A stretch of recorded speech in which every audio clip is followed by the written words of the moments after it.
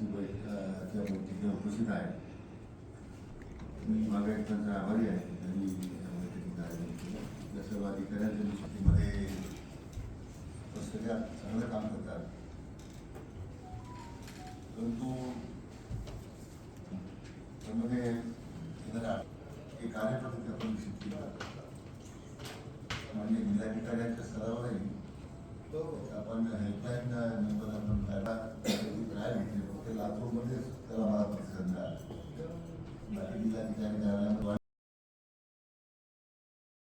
मग जो सामान्य नागरिक त्या हेल्पलाईन नंबरला फोन करतो की माझ्या कार्यालयाकडून 2 दिवसापूर्वी त्याच्यामध्ये प्रतिसाद मिळाला. थोडं सुधारणा करण्याची गरज आहे.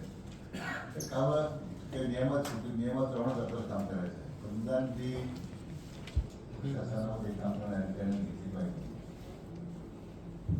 ईश्वर समितीला आम्ही आता मुदतवाढ दिली आहे. त्याचे काय आदेश टीमवरच प्रत्येक गोष्ट थांबते.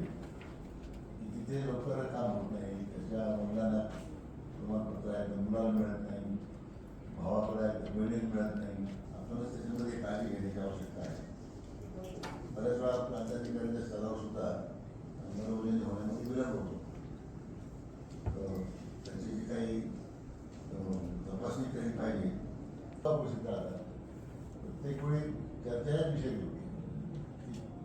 प्रांताधिकारी स्तरावर त्याची काम करताना स्मृतीमध्ये विलंब होतो. आणि ज्यावेळी अर्ज दाखल करतो आपण हे कागद आणा, ते कागद आणा, ते कागद आणा. मला वाटतं त्यामध्ये आपण एक नवीन पद्धत ठेवली पाहिजे की ॲप्लिकेशन करतानाच त्याला चेकलिस्ट दिली पाहिजे. अर्ज स्वीकारले अपुऱ्या माहिती आधारात मग आपण तुम्हाला ती कागदपत्र पूर्तता करून घेतल्याशिवाय दाखल देता येत नाही.